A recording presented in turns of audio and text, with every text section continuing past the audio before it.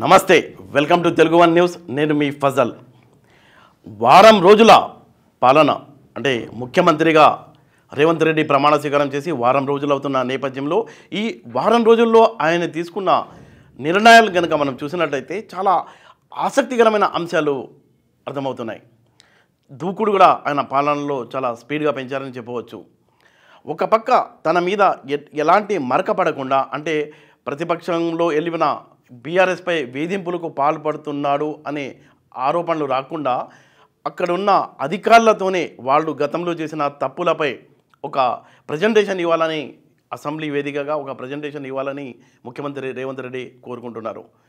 మనం కనుక చూసినట్లయితే గత పాలనలో కేసీఆర్ పాలనలో ఇప్పుడు రేవంత్ రెడ్డి పాలనలో ఉన్న డిఫరెన్స్ ఏంటి అని మనం చూసినట్లయితే అప్పుడు కేటీఆర్ ముఖ్యమంత్రి కాకపోయినా దాదాపుగా ఆ లెవెల్లో ఉంటూ ట్విట్టర్ ద్వారా పబ్లిక్తో అటాచ్ అయి ఉండేవాళ్ళు.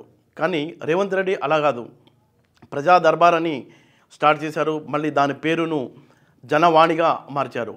గతంలో ఇదే పేరుతో అప్పట్లో ఎన్టీ రామారావు కూడా జనవాణి పేరుతోనే పబ్లిక్ నుంచి ఫిర్యాదులు తీసుకునేవారు. ఆ తర్వాత చంద్రబాబు నాయుడు కూడా డైలీ యువర్ సీఎం పేరుతో పబ్లిక్ దగ్గరగా ఉండటం. ఆ తర్వాత మనం చూసాం అమరావతిలో కూడా ప్రజావేదిక ఏర్పాటు చేసి అక్కడ చంద్రబాబు నాయుడు ప్రజల్ని కలిసేవాడు. అంతకుముందు వైఎస్ రాజశేఖర రెడ్డి కూడా జనాలతో టచ్లో ఉండేవాళ్ళు. జనం నుంచి వాళ్ళ ఒపీనియన్స్ తీసుకుని వాళ్ళ సమస్యలను తెలుసుకొని వాటి పరిష్కారానికి కృషి చేసేవారు. అదే లైన్లో రేవంత్ రెడ్డి జనవాణి అనే కార్యక్రమాన్ని వారంలో 2 రోజుల పాటు నిర్వహిస్తూ ప్రజలకు దగ్గరవడానికి ఒక పక్క ప్రయత్నం చేస్తూనే మరోపక్క కేసీఆర్ ఆసుపత్రిలో ఉండటం, ఆయన్ని వెళ్ళి పరామర్శించడం కూడా ఆయనలో పబ్లిక్లో ఒక మంచి రెస్పాన్స్ వచ్చింది.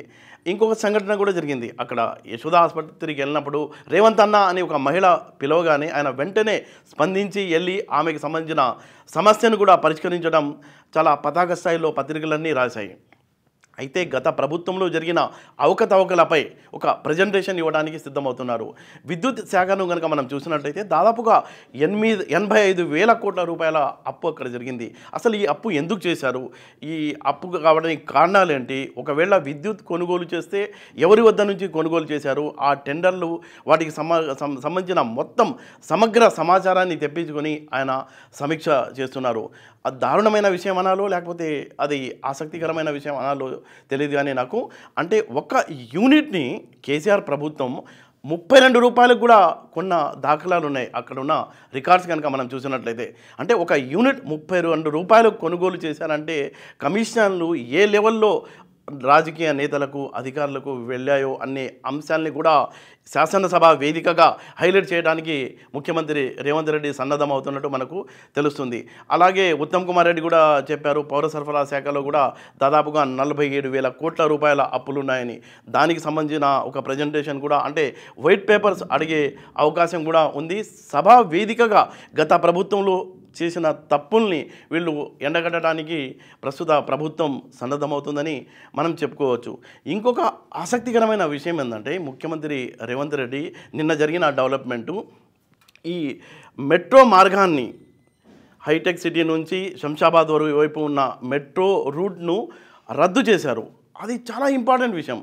అంటే గత ప్రభుత్వం 111 జీవోను ఎత్తివేసినట్లే ఒక హైప్ ఇచ్చేసి అక్కడ ఉన్న చుట్టుపక్కల గ్రామాలు దాదాపుగా 84 గ్రామాల్లో 125,000 ఎకరాల భూమిని రియల్ ఎస్టేట్ పరంగా అమ్ముకోవడానికి సొమ్ము చేసుకోవడానికి చేసిన ప్రయత్నంలోనే భాగంగా అంటే ఆ భూమి అమ్ముడు పోవాలంటే ఏదన్నా ఒక మంచి ప్రాజెక్ట్ తీసుకురావాలి. అందులో భాగంగానే అక్కడ గత ప్రభుత్వం మెట్రో రైల్ అక్కడ నుంచి వెళ్తున్నట్టు ఒక ప్రకటన చేశారు.